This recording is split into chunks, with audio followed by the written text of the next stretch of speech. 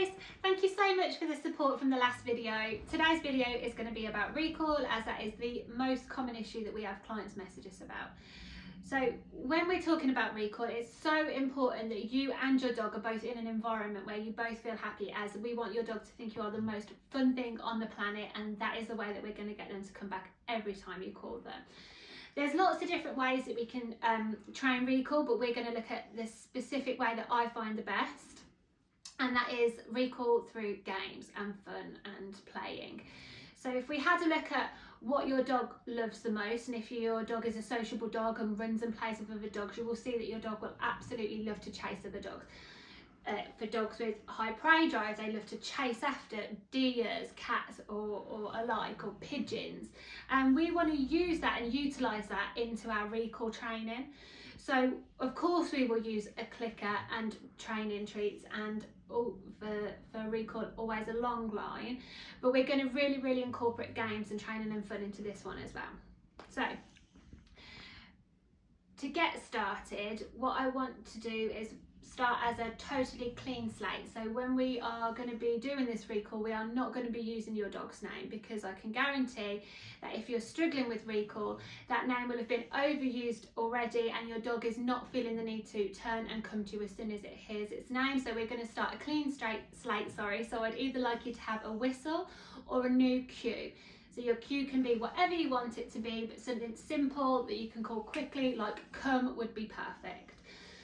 So we will have a look at the different recalls out shortly, but I just wanted to talk you through the basics before we go there. As I said, your dog absolutely loves to chase, so we are going to use chase a lot in this to create dopamine and serotonin into your dog's brain, so that it associates the chasing and you with play and a happy experience, and it always wants to repeat that. So if at any point through your training you start to get irritated or angry with your dog, it's very important that you stop at that point, because there's absolutely no point training this if you're not both in the fun frame of mind. So we've spoken about cues. We're going to start again with a new cue. It's very important when training to start in a household environment, somewhere quiet, somewhere your dog knows it's not too excited. We don't want to set them up for failure. Move it out into the garden or somewhere bigger, but don't start in a park or anywhere like that where they have lots of distractions and they're going to easily get distracted, wanting to sniff bushes and play with other dogs. We don't want to jump ahead of ourselves. We want to make sure that our dog is constantly coming on our cue straight away and build up that reflex before we take it out into anywhere in more of a busier situation. So we want the dog, once you get into the garden, to be put on a long line, because any failures you may have where your dog runs off into the distance and it will not come back to you, you end up using that cue multiple times, is going to be very detrimental to the training. So rather than letting them run loose and end up having a negative experience, let's keep them on the training lead, keep the training lead loose. We don't want any whiplash, and don't let them get too far to the end before calling them back and running away with them. As I said, we will look at the different training techniques actually outside in an environment where you can see the different games we're going to use, but I just wanted to go over the basics now. So you will need treats and a clicker, as always, a training lead, a new cue, and a positive attitude. Hi, we're here for the next part of the training. So we've brought Cleo along today. She's not actually one of our dogs, and we haven't trained recall with her before, but I thought it'd be a good opportunity for everybody to see the training basically from the very beginning. So today what we're going to work on is charging a cue, so getting her very excited about the word that we're going to use to call her back. So in this case I'm going to use the word here. It's quick, sharp, and we can get her excited about it. So we're going to learn how to charge the cue. The next part that we're going to do is a runaway recall. So anytime she comes into me, I'm going to run with her and make her excited, get those endorphins flowing for her, make it a really enjoyable experience. And the next part that we're going to do, and the final part, is we're going to do a duck and dive, which is literally just moving around the place and getting her anticipation up as well. So it's not just boring running all the time, but we're also going to make her start thinking, oh, where's she going, and keep her interest. So we are not training in the garden because our garden is far too windy at the moment, so we've come to this quiet field. It's a private field, so there's no one else around, so we haven't got her on the long line because we know that there's absolutely nowhere she can go and no one's going to be coming in as a distraction. So Cleo,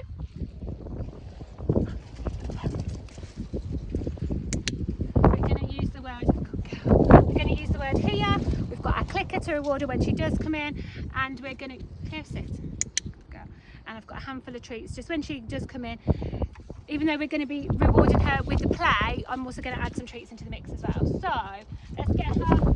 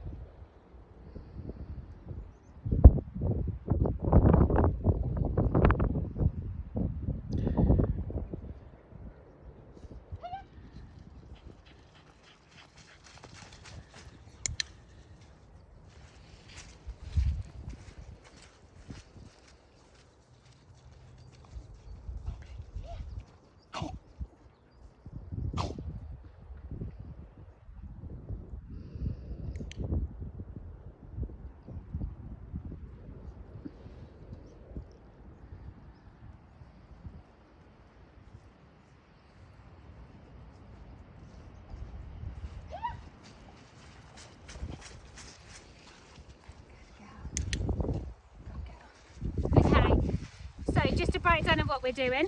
I'm throwing the treats out to her. As a distraction so she goes away from me. I leave her alone while she's sniffing them out and enjoying herself.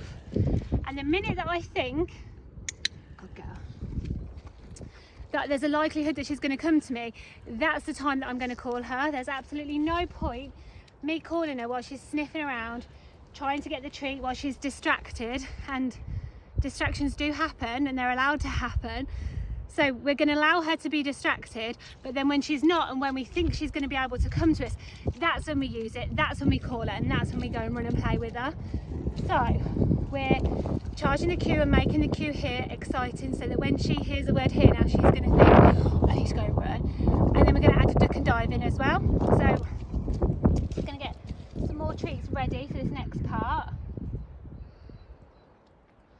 Throw the treat out as a distraction. Then when she comes into me, I'm also throwing the treats as well, because I don't want her to constantly think that whenever she comes in I'm going to put my hand out, because then that could be likely that she's going to start anticipating I'm going to grab her and put the lead on her. So we're going to keep putting the treats on the floor just so that she finds it an enjoyable experience sniffing them out.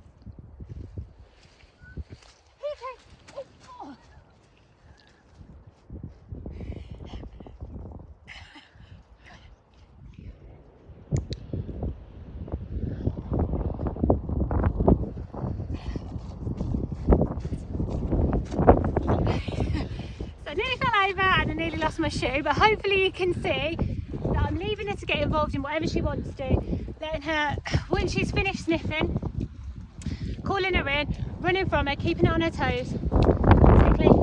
Good girl. And then intermittently feeding her from my hand and also putting the food on the floor and letting her sniff it out.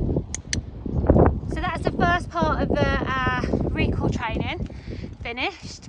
That's charging the cue, doing a running recall and ducking and diving. Okay, so now you've got the basics of you're making your cue exciting, doing a running recall and getting that chase and that prey driving them really hyped up, and you're adding on the ducking and diving to increase their anticipation as well. We don't want them to get bored after this, so if you carry on doing this 30-40 times, they're not always going to find it exciting. So it's very important to add a game onto the end of that, whether you take a tennis ball out with you and you throw it, or whether you take a tuggy toy out or something squeaky, something to heighten their excitement even more. Or maybe you just do something like keep them on their toes, throwing treats one way, throwing treats another way, adding some words into there, 1, 2, whatever you can do to keep your dog's excitement up, that's what you need to do. And you can change these daily, weekly, whatever works for you and your dog.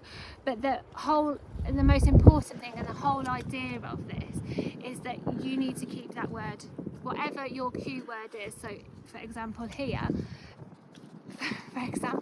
in this case here, you need to keep that word exciting, and you need to keep the dogs on their toes, is what we're trying to say. Now there's no point going from charging your cue to your recall to your ducking and diving as quickly as we have in this video. I would say spend 2 to 3 days charging your cue. So 2 to 3 days of just making that word here so exciting. Whenever they look at you running away, we want them to become a reflex that when they hear that word, they turn from whatever they're doing and chase after you.